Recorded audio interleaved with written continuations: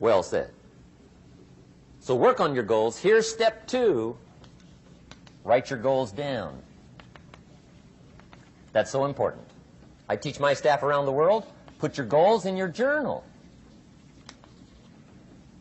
Because one of the major people you want to study is yourself. Say, here's the list of goals I put together 3 weeks ago. Here's the list of goals I put together 2 years ago.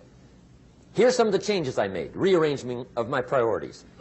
I scratched these off. I put these on. I've gotten these. Study your accomplishments. Study what your desires are. Put them on paper. Write them down. Here's another reason for writing your goals down. It shows you're serious about doing better. And to do better, you got to get serious. You don't have to be grim, but you must be serious. Everybody hopes things will get better. Everybody hopes. Poor people hope. That ought to tell you something.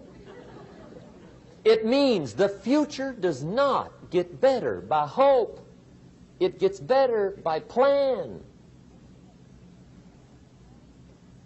I used to have the affliction called passive hope. It's an affliction. It's bad. Probably what's even worse than that is happy hope. Now that is really bad. That's bad. Happy hope. The guy's 50 and he's broke and he's still smiling. See, that's not good. So get serious about your goals. Put them on paper. Write them down. There's all kinds. His goals, her goals, their goals. Business goals, financial independence goals, family goals. I mean, there's so many things to work on this that if you don't get busy and work on it, sure enough, the time will pass. And sure enough, 5 years from now, you'll wind up where you don't want to be, wearing what you don't want to wear, driving what you don't want to drive, being what you don't want to be. Now's the time to fix it. Now, here's the third step to your goals. Check the size of your goals and the kinds of goals. How big they are, what kind they are, affects you. And here's one of the important phrases of the evening. Your goals are affecting you, whatever they are. Your goals affect your handshake. Your goals affect your attitude, personality. Your goals affect the way you walk, the way you talk, the way you dress. All day long, we're being affected by our goals. Now, some people have goals, but they have such lousy goals. The effect is bad. I asked a guy one time, what are your goals for this month? The guy said, look, if I could just scrape up enough money to pay these lousy bills. That was his goal. I'm not saying it isn't a goal. It's a goal, but it's such a lousy goal, the effect is bad. You don't jump out of bed on Monday morning and say, oh boy, another chance to go out and scrape up the money to pay my lousy bills. See, you don't do that. Usually you say, oh, not another Monday.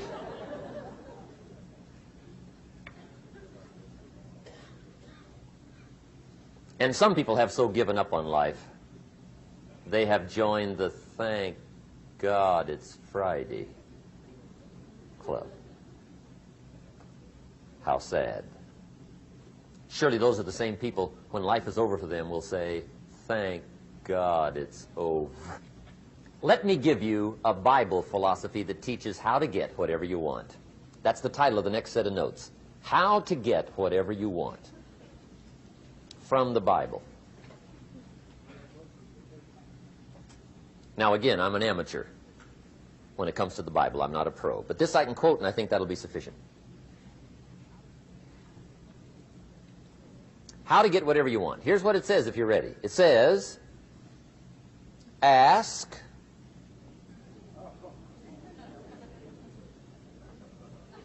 that's it. End of notes. Ask. If there's one art in life to learn extremely well, that's got to be one of them. The art of asking. What does ask mean? Ask means, What do you want? And the formula is staggering. It says ask and what? A guy ought to look into that.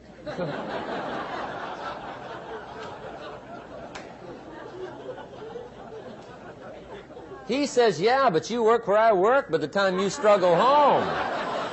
It's late. You've got to eat a bite of supper, watch a little TV, get to bed. You can't sit up half the night. Ask, ask, ask. And the guys behind. See, you've got to be better than a good worker. You've got to be a good asker. Now, let me give you 3 key points on asking and receiving. This can do it.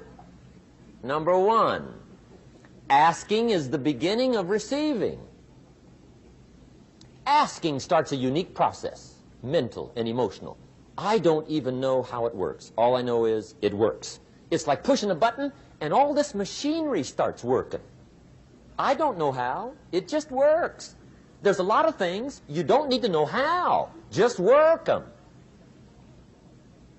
Some people are always studying the roots. Others are picking the fruit. I mean, it depends on what end of it you want in on. Asking is the beginning of receiving, so start the process. Here's number 2. Receiving is not the problem. Receiving is automatic. Now, if that's true, receiving is not the problem, what's the problem? Failure to ask might be one of your major problems. I don't know. Check it out. The guy says, oh, now I see it. I got up last year and hit it every day, but there's not a scrap of paper with my goals on it. Good worker, poor asker. So you've got to change that. Here's number 3. Receiving is like the ocean. There's plenty, especially in California. It's like an ocean here.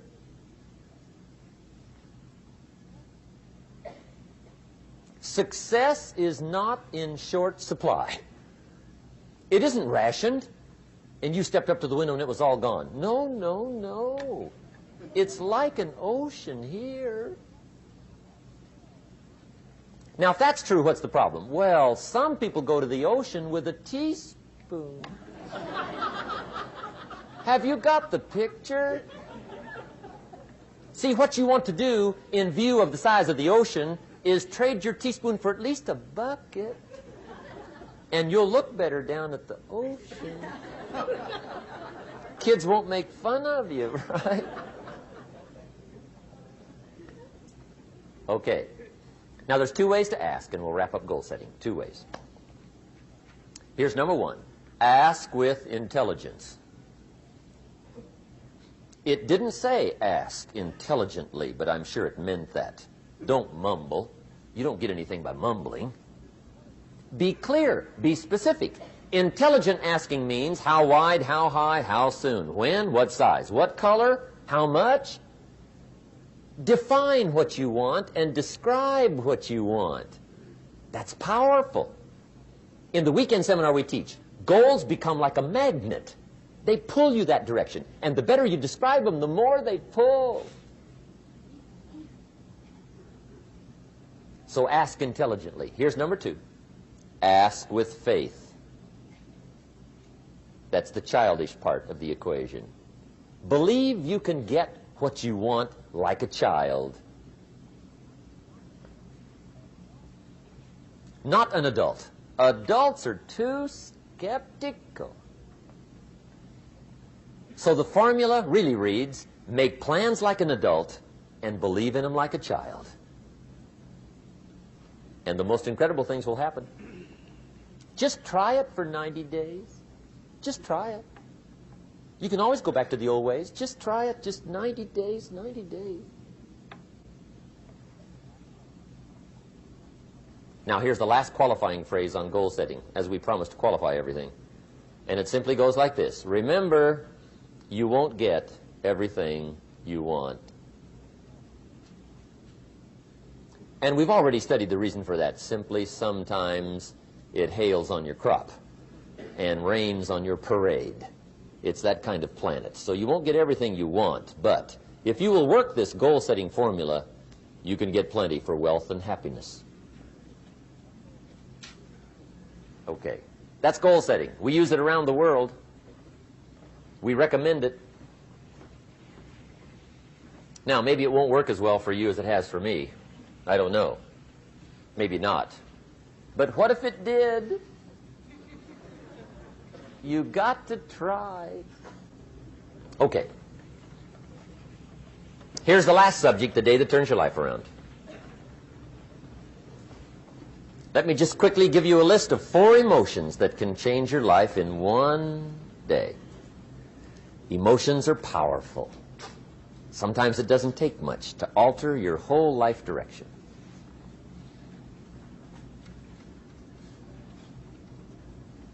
Okay, here they are. Number 1, disgust.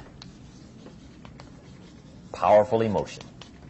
Disgust says, I have had it. See, that could be the day. The day you can say, I've had it.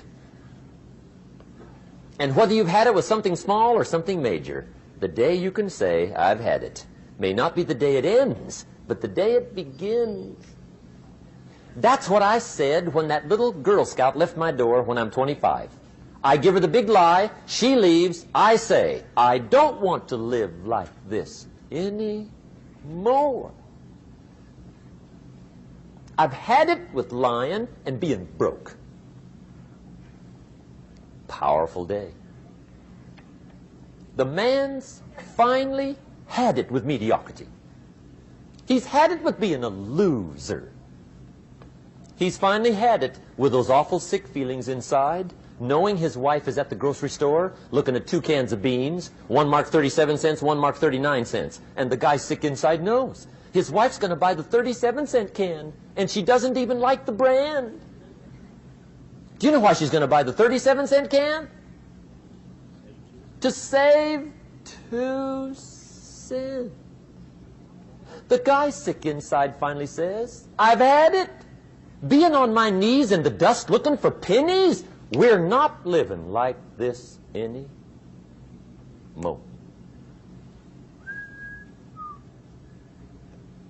Could be the day that turns your life around.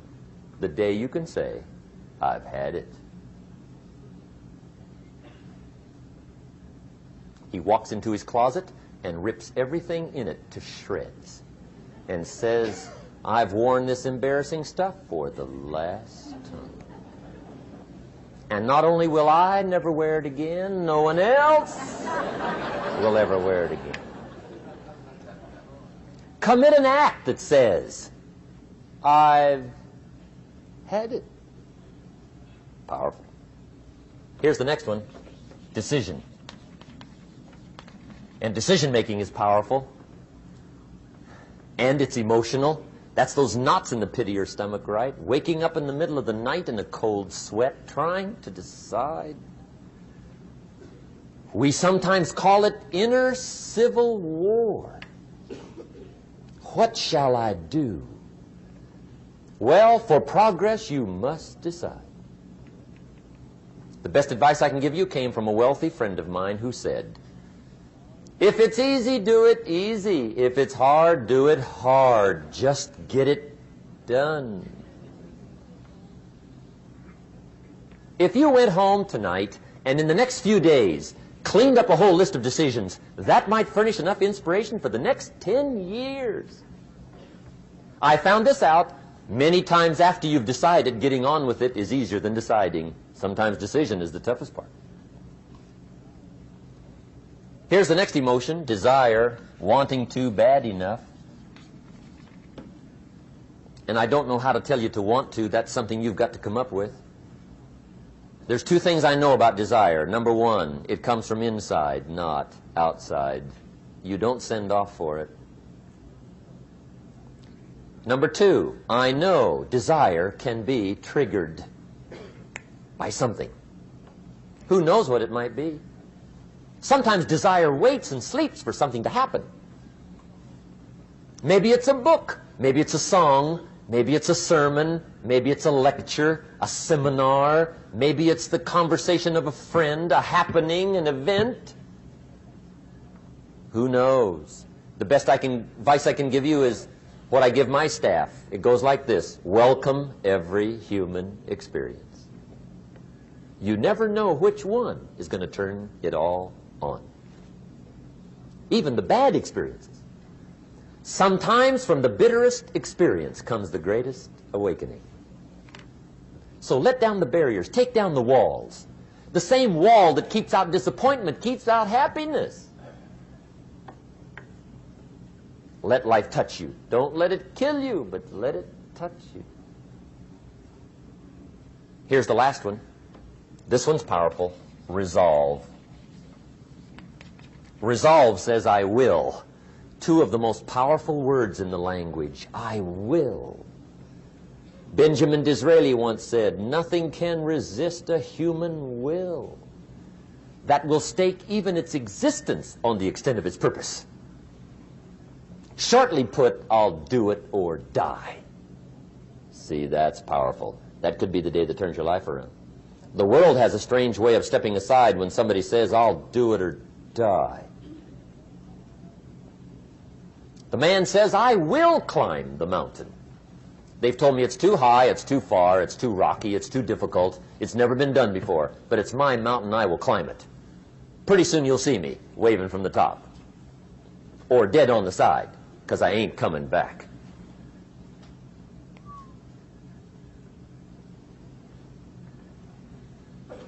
The best definition I ever got from the word resolve came from a little junior high girl in Foster City, California, up north. I'm talking to the junior high kids one day. I love to ask kids definitions. They come up with beauties. I got to the word resolve and I asked, who can tell me what resolve means? And I got several hands, and they were all pretty good, but the last one was the best. Little girl, about 3 rows back, held up her hand. She said, Mr. Rohn, I think I know what resolve means. I said, darling, what do you think it means? She said, I think it means promising yourself you will never give up.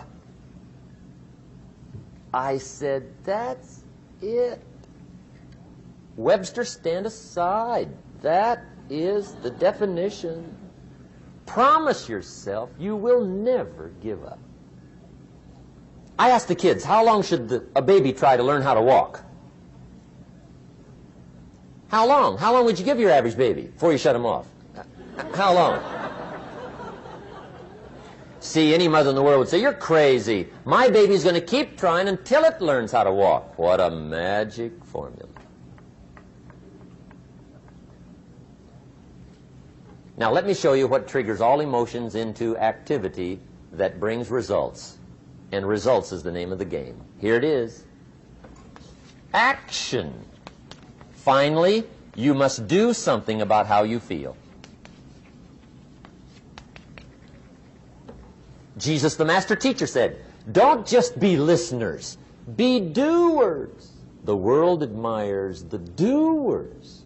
Whatever it takes to get you to try harder, read more, set your goals, and go for it. Here's the next attitude disease. Over-caution. Some people never will have much. They're too cautious. Now, you can also be too reckless, but you can also be too cautious. This is called the timid approach to life. And my caution was always the risk. Risk used to drive me right up the wall. I used to say, what if this happens? It's called the language of the poor. What if this happens? And on top of that, if this was to happen, look at the fix I'd be in. I better not try. I could always ace myself out. Then I'll tell you what changed my whole life when I finally discovered it's all risky.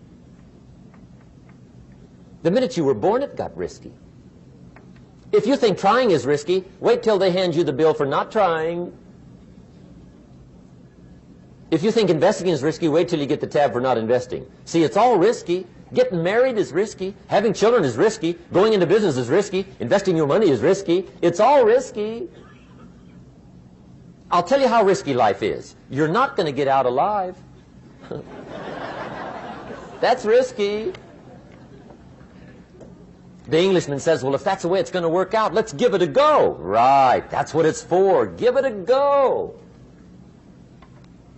Somebody says, yeah, but I'm looking for safety and security. Fine, then huddle in a corner. We'll cover you with a sheet, bring you 3 meals a day. And we'll protect you, feed you, look after you, care for you. We won't let anything happen to you. And you'll probably live to be 100. The guy said, well, yeah, I'd live to be 100. But what a way to live. Right.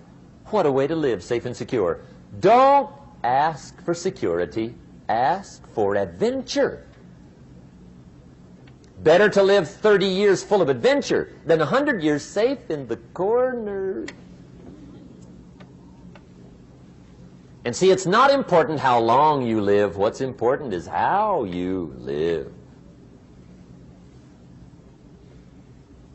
Here's the next attitude disease. We're almost through with this motley list. In fact, we're almost through. Hang on. The next one is pessimism. Pessimism, the deadly disease of always looking on the bad side, the problem side, the difficult side, checking all the reasons why it can't be done. The poor pessimist leads an ugly life. He doesn't try to figure out what's right. He tries to figure out what's wrong. He doesn't look for virtue. He looks for faults. And when he finds them, he's delighted. How ugly. This is the poor guy who looks through the window, doesn't see the sunset. He sees the specks on the window.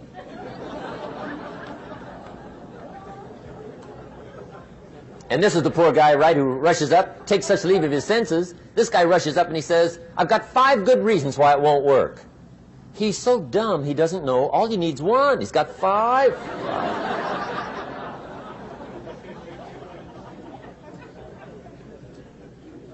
To the pessimist, the glass is always half empty. To the optimist, the glass is half full. Why would the same measure affect people 2 different ways? Answer, it all depends on how you look at it.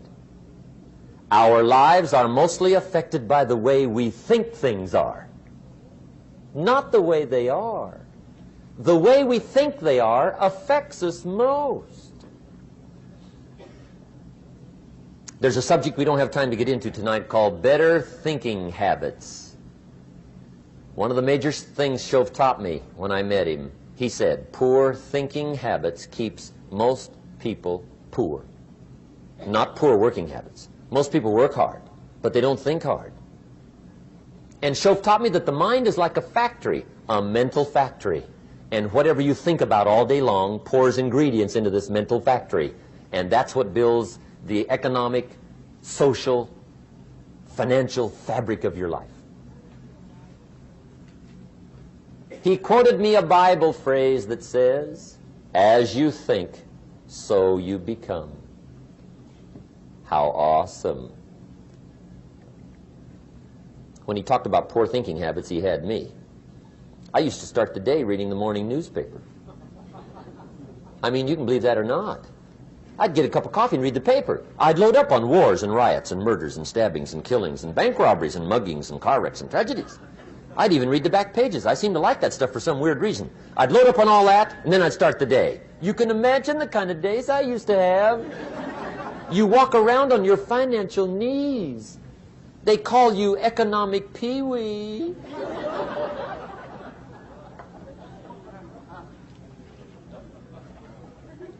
The guy says, I want to be a great leader. Wonderful. The first thing we do is follow him to his house. When we get there, we walk in and check his library, number 1. Somebody says, well, why check his library? The reason is because what a man reads pours massive ingredients into his mental factory, and the fabric of his life is built from those ingredients.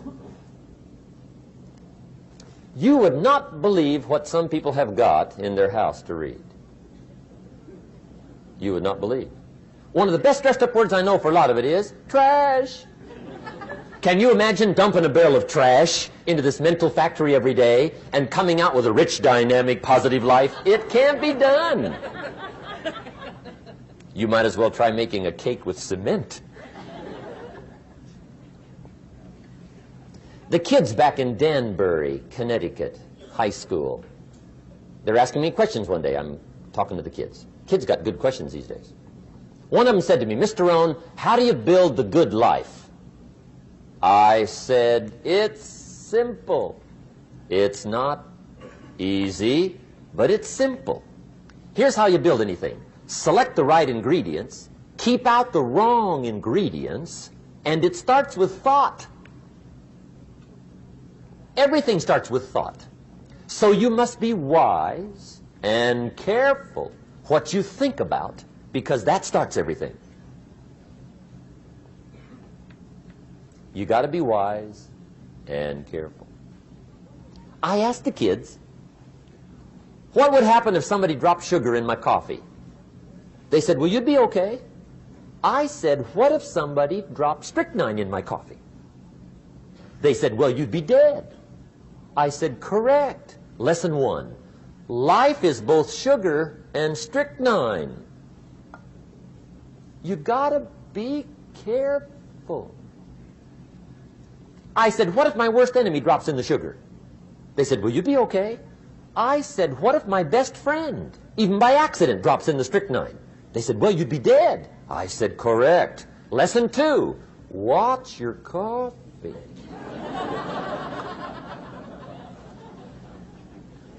You got to be careful. See, it doesn't matter who hands you the bad stuff.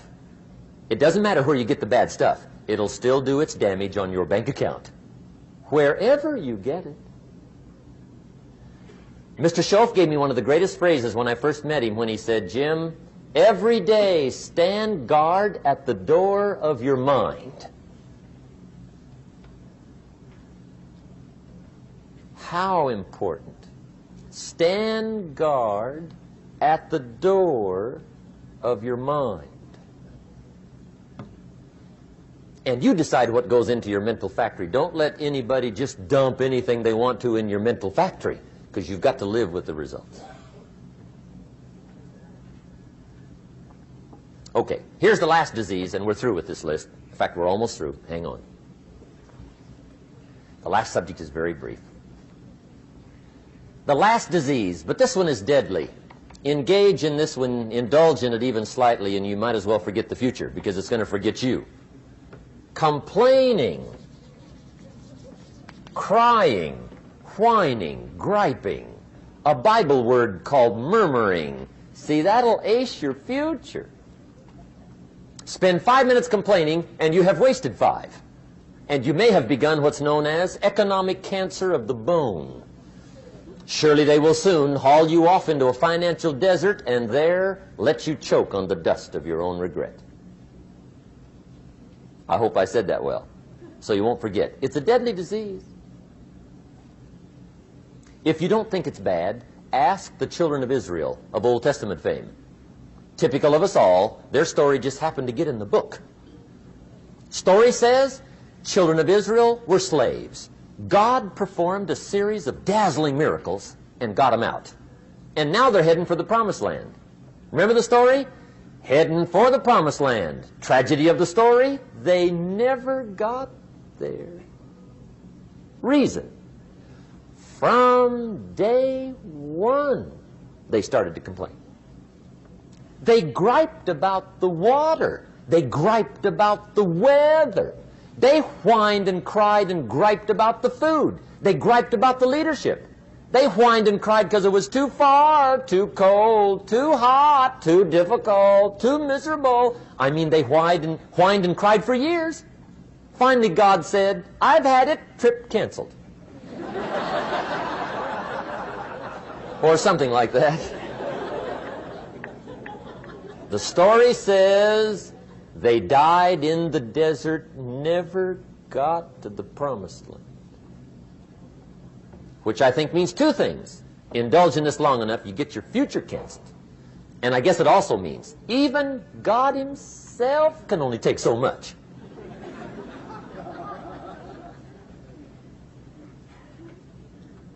Okay.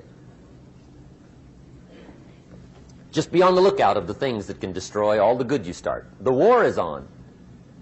And this evening, tomorrow, mentally, personally, socially, economically, you got to make sure you're winning the war. And this is part of it.